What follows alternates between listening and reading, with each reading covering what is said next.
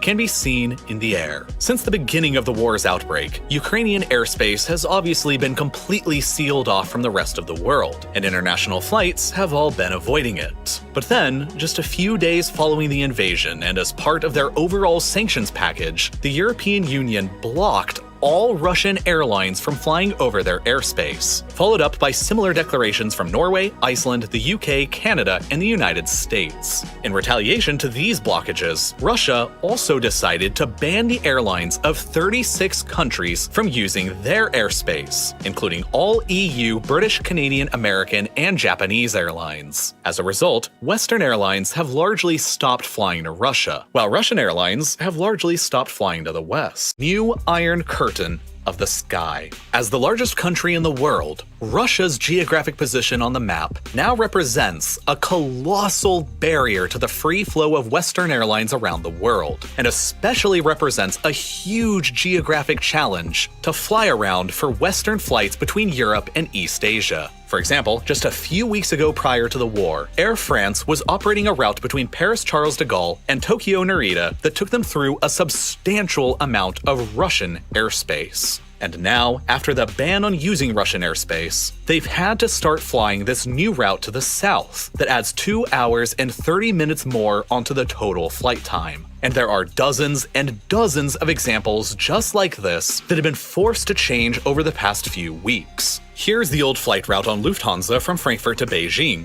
and the new one. Here's the old route on Finnair from Helsinki to Bangkok, and the new one. And probably the worst of all, this route pre-war, the Japan Airlines operated between Tokyo and London. They used to travel west across Russian Siberia, and now instead is traveling east over Alaska, the Arctic Circle, and Greenland before finally arriving in London, which adds an extra 3 hours of total flight time to the journey. This geoprint routes because of all the different bans. Since many Asian airlines can still fly across Russia, they can now do what European, Western, and Japanese airlines cannot. While the Lufthansa flight from Frankfurt to Beijing now has to add hours of time flying to the south in order to avoid Russia, Air China doesn't have to, and they're still flying straight through Russia. In a similar vein, the Air France flight between Paris and Seoul must now fly the much longer and costlier route to the south, while Korean Air can still just fly straight through Russia. Thus, Western airlines are facing a serious economic disadvantage on all of these routes between Europe and East Asia when compared to their Asian counterparts, who are immune to the Russian airspace ban. And who knows how that's going to play out over time. At the same time, Russian airlines themselves are being affected as well by their own newly made geographic barriers. The primary Russian carrier Aeroflot has cancelled all flights to Europe until further notice. And with the airspaces of basically all of Europe and North America now blocked off to them, Russian flights elsewhere have been seriously complicated. Lucrative days of selling fossil fuels to the West are rapidly coming to an end, and in anticipation have been massively pivoting their supplies and business towards Asia, where many major economies like China, India, and Pakistan have still so far declined to join in on any serious sanctions against Russia. Right now, Europe remains Russia's largest customer of gas by far, since they import around 200 billion cubic meters from them per year. By comparison, right now, China only purchases around 38 billion cubic meters a year from Russia, which is primarily provided by the Power of Siberia pipeline here in the Russian Far East. However, in light of recent events, this will likely change very quickly. China has yet to become connected to the massive gas fields of northern Siberia that the Russians use to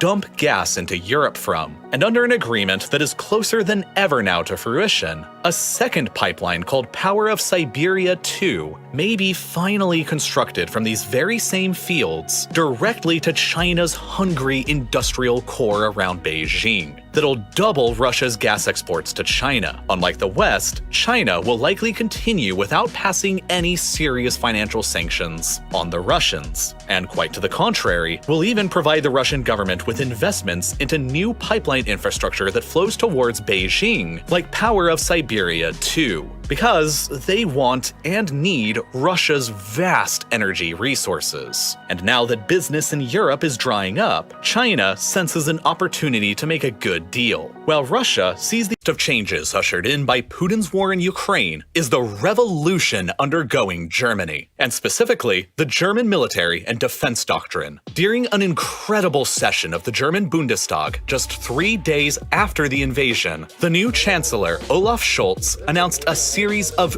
earth-shattering measures. The German armed forces would receive a one-time $113 billion defense fund to rapidly modernize themselves, and from thereafter would receive a permanent annual budget increase to more than 2% of Germany's annual GDP.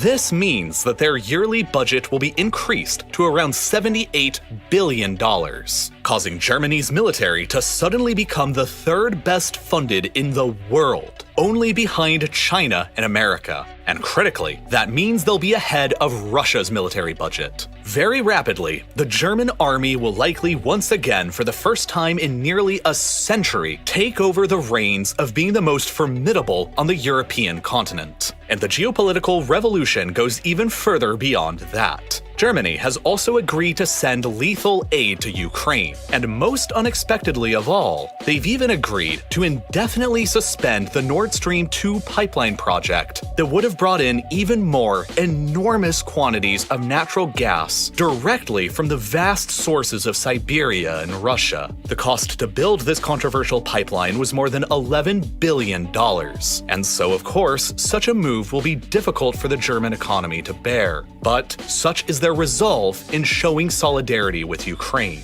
This is all quite unexpected and unprecedented because right up until the actual invasion, Germany was hesitant to actually support Ukraine and come out hard against Russia, because Germany is critically overdependent on Russian natural gas, even without the Nord Stream 2 pipeline. With limited domestic energy resources of their own, Germany has had no other choice. See, during normal times, Ukraine is the world's 5th largest exporter of wheat, and during 2020, they exported more than 18 million tons of it to countries across the world, but most importantly, to hungry countries across the Middle East and North Africa. 60% of Lebanon's wheat supply just prior to the war was being shipped in from Ukraine, and since their most major grain silos were all blown up back in 2020 during the Beirut port explosion, they only have 1 month worth of wheat reserves still remaining as of the writing of this video, and they're in an extremely dire situation,